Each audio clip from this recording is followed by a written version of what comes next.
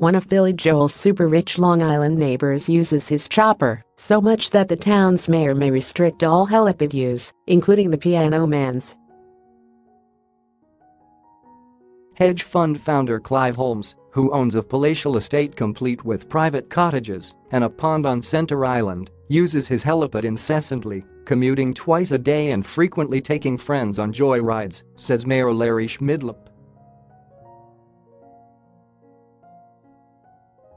He has speakers and lights and the helicopter makes a heck of a lot of noise. The people on this island deserve some peace and quiet. Because of Holmes' constant coptering, the village board is now planning to enact a permanent resolution prohibiting more helipads from being built and limiting how many times any of the 3 existing landing spots already on the island, including Joel's, could be used in a month, said Schmidlapp.